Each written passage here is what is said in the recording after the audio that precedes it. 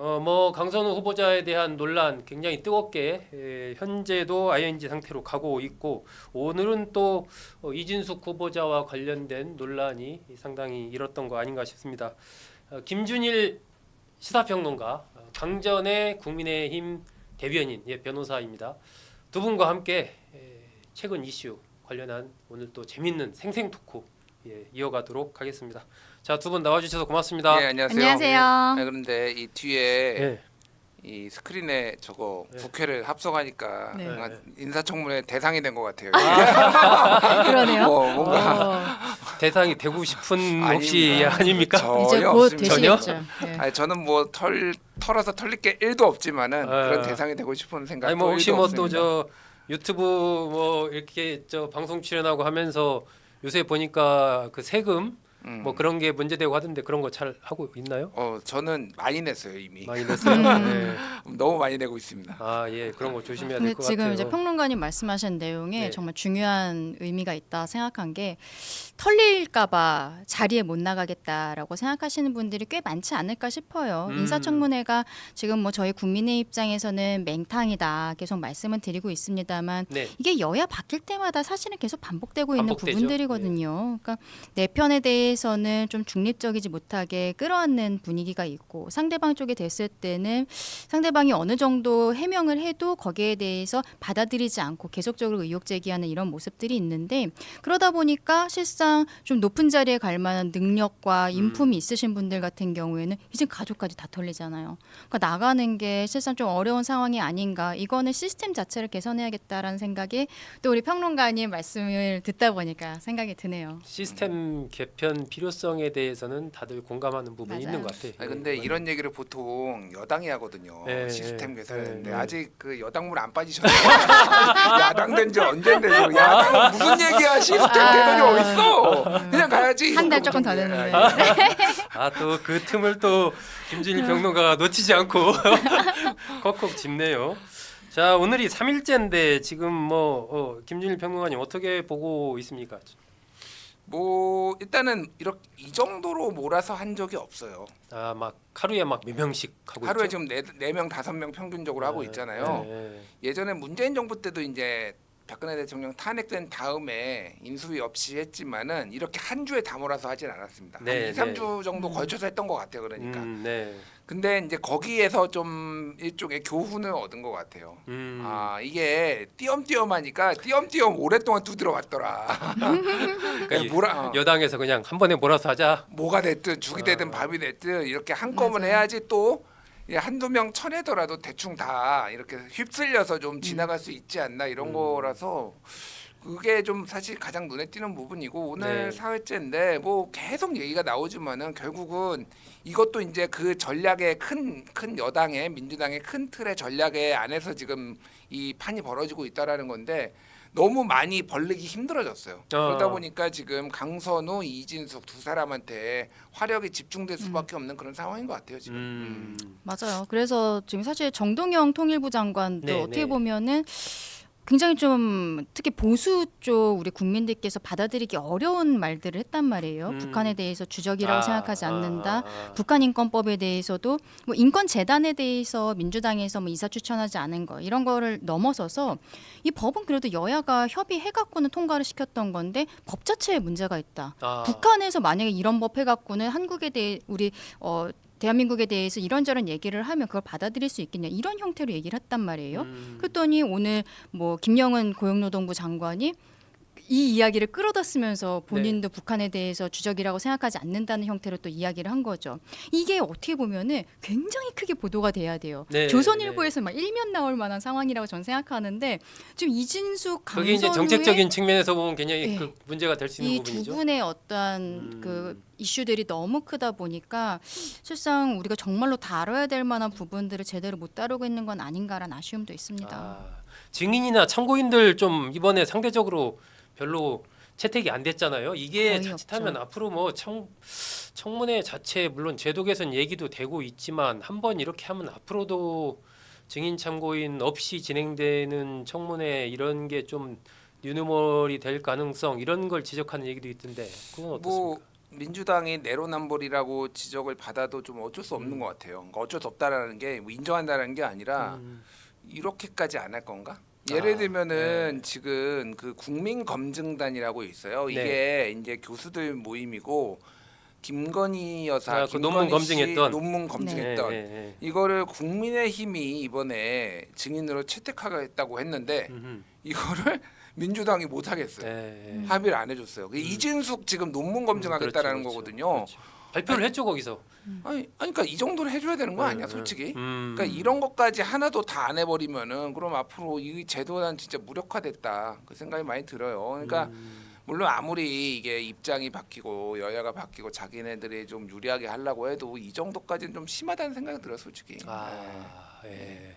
강전의 대변인은 그렇죠. 뭐 강선 후보자도 뭐 보좌진들이나 이런 사람들 증인 채택 보좌진. 안 됐고 그리고 이제 민주당 보좌진 협의회에서 성명이 안 나가고 있었잖아요. 오히려 뭐 국민의힘 세게 얘기했던데요. 그거는 조금 하나씩 얘기할게요. 국민의힘에서는 나갔어요. 국민의힘에서는 여기에 대해서 문제가 있다, 자진 사퇴하라 이런 형태로 되게 세게 성명이 나갔는데 국민의힘 보좌진 협의회에서. 그렇죠. 근데 이제 민주당에서는 민보협에서는 안 나가고 있다가 결국에는 지금 원내대표랑 간담회를 했어요. 네네. 그리고서는 보좌진들의 처우 개선 뭐 이런 방안에 대해서 앞으로 협의하기로 했다라고 했는데 저는 이게 보좌진 협의회에서 만약에 강선우 후보자 사퇴하라 이런 입장이 나오면은 민주당이 굉장히 좀 안 좋은 상황에 몰릴 수밖에 없는 거거든요. 네. 김병기 원내대표가 계속 강선우 후보자를 보듬는 발언들을 여러 차례 하고 있어요. 네, 네, 이거는 네. 제 생각에는 원내대표 선거 때도 그랬고 이재명 대통령의 의중이 지금까지는 굉장히 민주당 전체적으로 영향력이 있는데 대통령이 아끼는 사람이니까 원내대표 입장에선 지금 당대표 권한대행까지 하면서 이 사람 끌어안고 가야 된다는 생각이 있다는 생각이 들어요. 근데 네. 그 와중에 보좌진 협의회에서 지금 을로서 정말로 지목이 된 분들이잖아요. 좀 달래주려고 했던 것이 아닌가. 그러니까 이분들은 약간 두루뭉술하게 이야기가 나갔는데 보좌진 협의회 그 과거 회장단이 오늘 오후에 조금 아까 이제 성명을 발표를 했죠. 거기에서는 강선우 사퇴해라. 이게 나온 거예요. 그러니까 지금 민주당 입장에서는 당에서도 어쨌든 대통령의 생각이 있기 때문에 끌어안고 가고 싶었지만 터져 나오는 것들은 쉽지가 않아 보이고 그리고 자꾸 대통령에 대해서 사람들이 생각을 해요. 왜냐하면 보좌진이 와서 집에 와서 변기도 보고 뭐 쓰레기도 버리고 막 이런 것들이 이번 대선 말고 지난 대선 때 막판에 뭐가 있었냐면 그 배모 씨가 조명현 씨를 통해서 집에다가 과일 넣고 세탁하고 김혜경 여사 그쵸, 수행했던 집을 왔다 갔다 하면서 집안일을 다 봐줬었던 거 이게 지금 자꾸 사람들이 그 얘기를 하거든요. 그러니까 대통령실에도 아무리 대통령이 재판 안 받는다고 해도 좋은 이슈가 아닌데 결국에는 이건 이재명 대통령이 스스로 결단할 문제다라고 생각합니다. 자, 지금 뭐 자연스럽게 강선우 후보자 얘기를 하셨는데 아무래도 현재까지 진행된 청문회 봤을 때 강선우, 이진숙 후보자 두 명이 논란이 되는 것 같고 최고의 이슈메이커 과연 자진 사퇴 내지는 지명 철회가 있을 것이냐 이렇게 집중이 되는 것 같아요. 그래서 먼저 강선우 후보자 얘기 좀 해보고 이진숙 후보자로 이어가고 가보도록 하겠습니다. 김준일 평론가님, 이 강선우 후보자 자진 사퇴 얘기가 조금씩 나오는 것 같은데 자진 사퇴를 해야 된다고 보세요? 일단 내용적으로는 매우 안 좋습니다. 네네. 내용적으로는 매우 안 좋고 이게 얼마나 더 뭐 불법인지 아닌지를 떠나서 이제 뭐 소위 말하는 갑질 뭐 이런 게 이제 굉장히 국민들의 정서에 불을 지르는 측면이 있고 민주당이 뭐 을지로 위원회 만들어서 을을 위해서 우리가 하겠다라고 했는데 이게 이제 갑질을 하는 거 갑이 그 갑이고 그 을이잖아요. 그러니까 갑질이라는 말이 딱 그거잖아요. 그렇죠, 그렇죠. 을한테 이제 뭐 횡포를 부리는 거니까 민주당의 정서하고도 안 맞고 뭐 여러 가지 문제가 있는 거는 확실한 것 같아요. 근데 이게 뭐 옳다 그르다를 떠나서 그 동안에 의원 불패 신화가 있었잖아요. 그러니까 예, 예. 한 번도 의원들은 낙마를 안 했어요. 네네. 이게 나름 이번에 또 의원들이 많이 들어가는 거에도 그런 정무적인 고려도 있었을 겁니다. 물론 당장 손발을 맞춰야 되는 문제도 있고 뭐 이랬을 텐데 또 동료들 얼굴 이제 뭐 보는 차원 그 입장에서 이렇게 면전에다가 같이 냉정하게 의정 활동하는 입장에서 냉정하게 대하기도 어렵고 그리고 이제 강선우 후보는 여기서 낙마하면은 사실상 약간 뭐라고 해야 될까 정치적으로 뭐 사망 선고까지는 아닌데 바보 되는 느낌일 거예요. 그러니까 맞아요. 앞으로 앞으로 뭘 뭔가를 도모하기는 어렵죠. 어렵죠. 그러니까 이것만 좀 넘기면 좋겠다. 그래서 여론을 좀 보는 것 같아요. 지금 민주당의 스탠스는 어쨌든 여론을 종합적으로 청취해서 판단하겠다라는 게 우상호 정무수석이나 뭐 이게 당에서도 얘기가 나오잖아요. 네.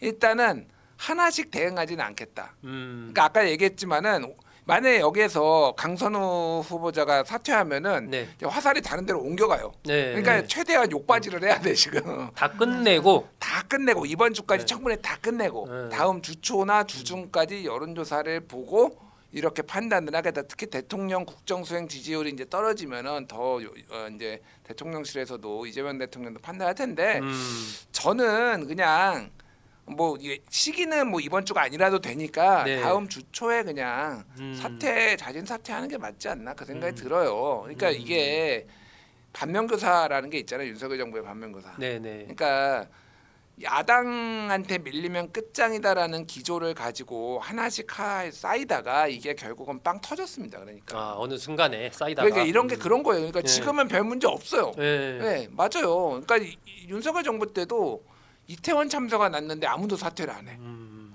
뭐 법적으로 무슨 잘못이 있느냐, 네. 정치적 책임을 지라는데 사퇴를 안 해. 그때도 별 문제 없었어요. 사실 이제 막 뭐 여론 비난 여론은 있었지만 국정수행 지지 막 엄청 빠진 것도 아니고 근데 그런 게 하나씩 쌓이기 시작하면 이게 해소가 안 네. 되면은 문제가 발생을 해요. 그래서 강선우가 그렇게 중요한가? 아. 뭐 저는 그 생각이 들어 솔직히 네, 강선우가 네. 뭔데? 이 생각이 들어서 민주당 이거는 사실은 자진 사퇴기는 하지만은 뭐 사퇴시키는 거잖아요.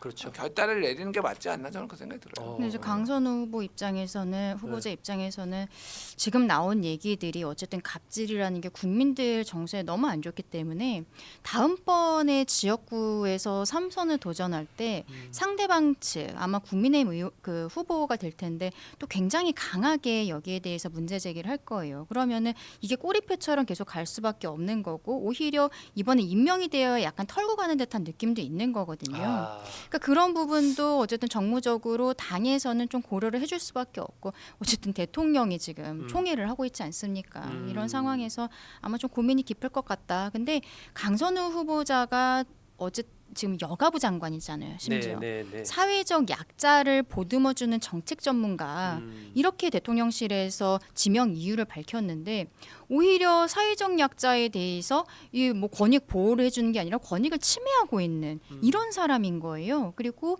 해명 과정에서 해명이 거짓이었다라는 거를 또 SBS가 바로 보도로 내보내고 좀 컸죠. 그렇죠. 그리고 청문회는 이미 끝났는데 그때 이제 뭐 임금체불이라든지 이런 것들이 또 뒤늦게 드러나는 거 이것도 강선우 후보자 측에서도 어느 정도 지금 해명은 하고 있습니다만 청문회 전에 이미 여야가 좀 협의가 되어 있는 부분이었거든요. 근데 회신을 받으려면 당사자가 동의를 해야 되는데 동의를 안 한 거예요. 그리고 청문회 당일에서야 동의를 한 거예요. 네. 그러다 보니까 이게 청문회 다 끝났는데 그제서야 서류가 온 거고 본인이 뭐 그 사안에 대해서 충분히 인지를 하고 있었다는 얘기죠. 알고 있었을 가능성이 높죠. 통지가 갔을 테니까. 왜냐하면 이제 종결된 이유라든지 이런 것들 다 나왔잖아요. 네. 그걸 보면은 2020년에 있었던 사건 같은 경우에는 합의로 종결이 된 걸로 보이거든요. 이런 것들을 보았을 때 강선우 후보자 입장에서는 남편이 개인적으로 썼던 뭐 이제 운전기사가 이거를 강선우 후보자 사무실로 신고를 했다라고 얘기하지만 이거 그냥 말로만 얘기하고 있는 거거든요. 알 수 없는 부분인 거예요. 네. 그러니까 좀 더 디테일한 해명 같은 것도 저는 지금도 필요한 게 아닌가. 대통령이 임명을 한다 안 한다라는 결정이 나올 때까지 의혹이 나오는 거에 대해서는 청문회 끝났다고 나몰라라 할 게 아니다라고 생각합니다. 과연 그 해명 자체가 또 진실인가도 맞아요. 따져볼 필요가 있다는 지금 얘기죠. 자꾸 해명이 거짓이라는 게 드러나니까 그게 더 문제인 거죠. 이 민보협 아까 강 대변인도 좀 얘기했는데 어쨌든 민보협 역대 회장단이 강선우 후보자의 사퇴를 요구했다. 그리고 김병기 권한대행을 만나서 어쨌든 보좌진들이 느끼는 여러 가지 그런 것들을 얘기했다라는 것은 이게 사실은 이제 국민의힘 쪽에서 얘기하는 것은 뭐 그럴 수 있다라고 보는데 민주당 내부에서 강선우 후보자에 대한 이런 문제 제기가 더군다나 지금 민보협 역대회장단만이 아니라 뭐 여성단체 협의회란 이런 쪽에서도 지금 그쵸. 문제 이게 약간 지난번에 오광수 민정수석 때도 그랬는데 지금 이진숙 후보자에 대해서도 그래요. 그러니까 전교조에서 문제 제기를 하고 있잖아요. 이런 식으로 지금 어떻게 보면 아까 김준일 평론가가 언뜻 얘기한 대로 이재명 대통령으로서는 이게 좀 내부의 그런 어떤 문제 제기 이게 좀 곤혹스러운 상황일 수도 있을 것 같아 이게. 곤혹스럽죠, 당연히. 그러니까 그 보좌관들도 우리를 소모품 취급하지 마라. 네. 특히 이제 이 비상계엄 내란에 같이 막은 동지고 2,000명이나 되는 이 보좌진들이 이런 식으로 취급받는 것에 대해서 굉장히 이제 분노를 하는 것 같아요. 그래서 말씀하셨다시피 참여연대도 지금 강선우, 이진숙 철회하라. 참여연대, 그렇죠. 참여연대도 얘기를 하고 뭐 보좌진 민보협 뭐 역대 회장단도 그렇고 많은 분들이 그 여성 단체 네. 에서도 협의회, 뭐였죠? 뭐 하여간 여성 단체 한국 여성단체협의회. 한국 여성 단체 연합이네요. 연합. 예. 네. 이재명 대통령에게 지명 철회를 요구를 했어요. 그러니까 고민을 좀 할 필요가 있어요. 다른 것도 아니고 이 주무부서에 관련된 단체들이잖아요. 네. 뭐 모르겠습니다. 그러니까 이게 민주당 근데 쪽 얘기를 들어보면 아직도 조금 간을 보는 것 같아요. 이게 좀더 그러니까 두고 보자. 뭐냐면은 그러니까 아까 얘기했듯이 이제 다 끝나고 하면 판단하는 것도 있고 이게 기사가 너무 많이 다른 데서 나와요. 무슨 얘기냐면은 다른 기사가 안 나오고 청문회 기사만 나와야지 이게 정말 두드려봤다 도저히 못 버티겠다 이런데 지금 막 삼특검에서 막 쏟아지고 있고 예. 윤석열 또 얘기하고 이슈가 분산될 수 있다. 윤희숙도 오늘 얘기하고 있고 막 온갖 이슈가 나오니까 이러면 좀 버틸만한데 시간 지나면 좀 상황이 좀 바뀔 수도 있지 않을까 이런 생각을 할 수 있다. 그런 거를 좀 아직 간을 보는 것 같아요. 다음 주 중반까지의 여론이 좀 중요하지 않을까 그 생각이 들어요. 그리고 요거는 여담인데 이준석 의원이 네. 그 전격 시사 나가가지고 네. 또 갈라치기 하고 있더라고요. 네. 아니 그러니까 왜 여성 단체는 왜 강선우한테 왜 의견도 안 내냐 이런 식으로 또 얘기했더라고. 팩트 체크 좀 하고 발언 좀 해라. 그러니까 거기에서도 여성 남성 또 가르고 여성들이 무슨 내로남불이다. 아직도 정신 못 차렸다 이준석 진짜 그 생각이 들어요.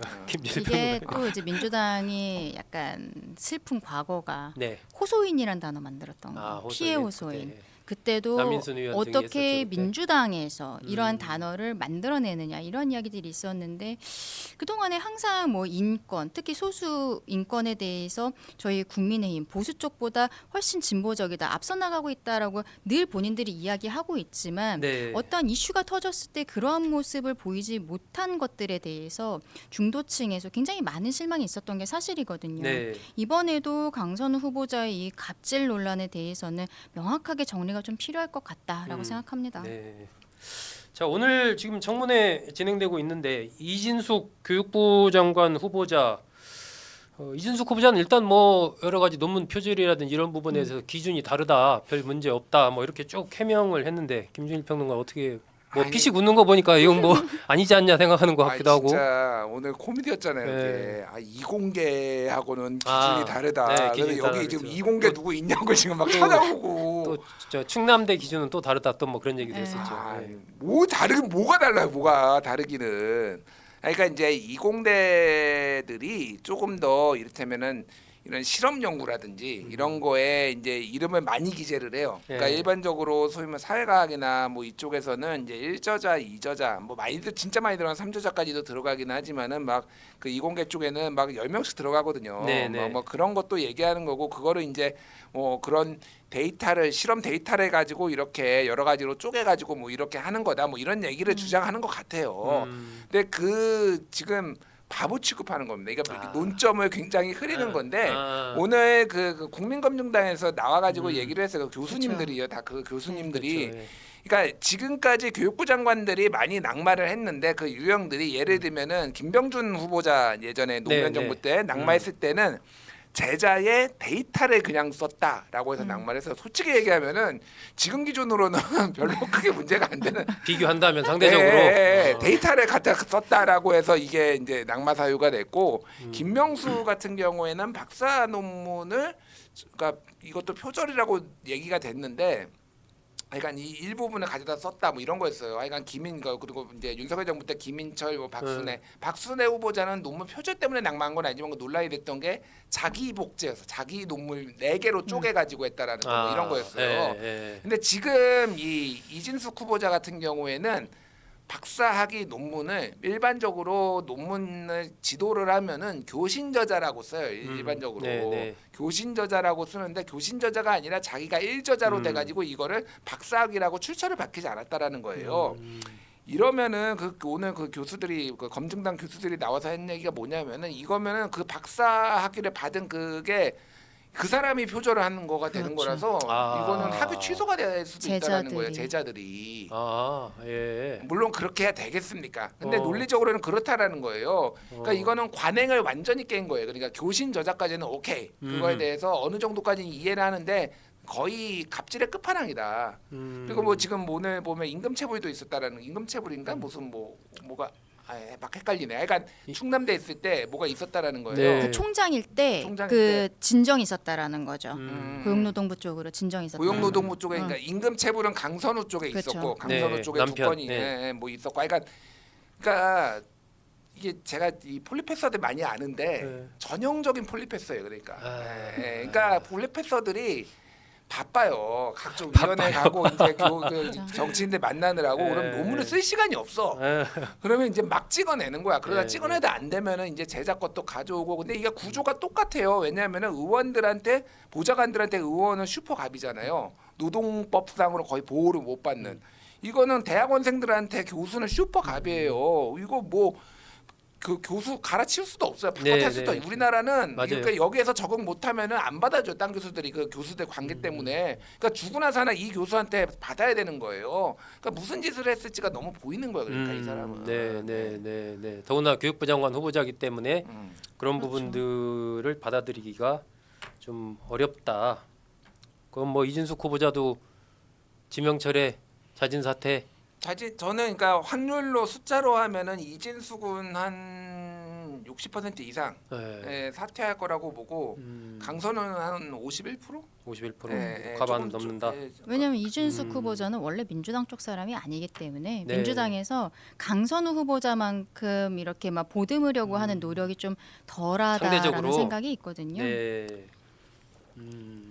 강전의 대변인도 이준숙 후보자 부분에 대해서는 어느 정도 저는 거기서 평가가- 민주당에서 알아서 버릴 거라고 생각해요. 음, 네, 어쨌든 지금 상황에서는 누군가 버리는 패가 있어야 되는데 저는 그게 이진숙 아니면 권오을일 거다. 결국에는 민주당 쪽 사람이 아니니까. 근데 권오을 후보자도 제가 뭐 여러 군데에서 급여를 받았네요. 그리고 대학에서 강의도 안 나가는데 뭐 7천만 원 급여를 받았다. 뭐 이런저런 의혹들이 있는데 사실 최근에는 강선 후보자의 갑질 논란이 어떤 국민의 정서법에 그렇죠. 그 어긋나는 훨씬 부분이 더 감정을 좀 권오을 움직이는 후보자는 부분이 어떻게 보면 있죠. 약간 좀 뒤로 빠지고 이진숙 후보자 같은 경우에는 특히 교육부 장관이기 때문에 여기에 대해서 더 문제가 되고 있는 게 아닌가. 이진숙 후보자는 저는 거의 버리는 패라고 생각을 합니다. 한 90% 정도는 이분은 어려울 거라고 생각하고 강선우 후보자가 근데 좀 관건이 될 것 같다라고 보입니다. 네. 근데 뭐 권오을 후보자 뭐 문제도 지적할 수 있는데 네. 그 국민의힘 의원들이 권오을 보면서 꿀 빠른 인생이다 뭐 이런 네. 너무 좀 그 기사도 아. 좀 나왔대요. 용어들이 좀 너무 저기 한 거 아니냐 뭐 해갖고 아. 하여튼 이게 아다르고 어다른데 그런 것도 중요한 것 같아요. 근데 그렇죠. 근데 이제 저희 국민의 입장에선 이번 대선 과정이 진짜 힘들었잖아요. 네, 네. 사실상 결론을 뒤집는 게 쉽지 않다라는 내부적인 문제가 그 내부적인 판단도 있었습니다만 저희 당 내에서도 마지막에 4강까지 갔던 사람 중에서 후보를 도왔던 거는 안철수 후보 한 명이었어요. 처음에는 이제 네. 한동훈 후보도 마지막에는 좀 나왔지만 뭐 처음부터 그랬던 건 아니고 그리고 홍준표 후보는 아예 하와이에서 저격을 하고 있었던. 근데 그 와중에 어쨌든 보수에서 오래 있었던 권오을이라는 사람이 그 민주당 쪽으로 가서 저런 모습을 보이는 거. 저희도 모두가 다 힘든데 힘듦에도 불구하고 버티면서 대선 그 캠페인을 하고 있는데 그 모습이 너무 미워 보이는 건 솔직히 사실이거든요. 권오을 그리고 김상욱 의원 이분들에 대해서는 저희는 참 감정이 좋지는 않았는데 그게 또 청문회 과정에서 어느 정도 표출된 것이 아닌가라고 생각합니다. 권오을 후보자야 뭐 사실 뭐 지난번 2022년 대선 때 이미 이재명 후보 지지를 선언하고 그때 갔으니까요. 그런데 일단 강선우, 이진숙 두 후보자 두 분 말씀이 어쨌든 기본적으로 사퇴나 지명 처리를 해야 된다라는 그런 말씀이신데 대통령실 그러니까 이재명 대통령 입장에서 지금까지 이제 오광수 민정수석 한 명 네. 낙마했잖아요. 근데 장관 후보자들 지명해서 전체적으로 그냥 다 가기를 원할 텐데 2명에 대해서 만약에 지명 철회나 자진 사퇴를 한다라고 했을 때 이것이 이제 한쪽에서는 그렇게 오히려 과감한 모습을 보이는 것이 이재명 대통령의 국정 운영에 더 박수를 받을 거다라고 하는 사람도 있고 한쪽에서는 여기서 그렇게 하면 밀린다. 끝까지 버티고 가야 된다. 이러한 흐름이 좀 이 대통령실이나 여권 전반적으로 약간 그 흐름이 양분돼 있는 것 같거든요. 김준일 평론가님 어떻게 이 사안을 그러면은 일단 뭐 여론 흐름 등등을 보기는 봐야 될 텐데 현재 상황에서 봤을 때 어떻게 근데 네. 예를 들면은 뭐 김영삼 정부 때, 네. 김대중 정부 때, 뭐 장관, 뭐 누가 뭐 낙마하고 이런 거 다 사람들이 기억하. 저도 다 기억 못해요. 아, 기억 그렇죠. 못하죠. 못하죠. 이거는 그냥 숫자로 남는 겁니다. 네, 지나면 끝이에요. 네, 지나면 끝이에요. 그러니까 그 사람은 억울하겠죠. 사실 요것만 어떻게 버티면은 나도 장관도 하고 그럴 텐데 이게 저는 이거에 낙마가 있어가지고 국정 운영에 타격을 받고 뭐 밀리면 끝이다라고 생각을 안 해요. 저 그거는 그렇게 생각한 게 윤석열이에요. 그렇게 생각하게. 그렇게 생각해 윤석열에서 야당이 주장하는 건 단 한 개도 안 들어주다가 결국은 이게 쌓이고 쌓여서 그렇게 된 겁니다. 물론 이재명 정부가 그렇게까지 하겠냐마는 그런 기본 그러니까 어느 정도는 방어를 하고 뭐 약간의 내로남불도 다 이해를 하는데 적절하게 압력을 빼줘야 된다. 바늘구멍으로 뚫어줘야 된다고 생각을 해요. 이거 네. 안 하면은 이제 계속 언급해요. 그때 이런 내로남불 뭐 이런 사람들도 다 임명이 돼가지고 오히려 낙마하면 근데 잊혀지는 거 그래. 네. 사람들도 관대합니다.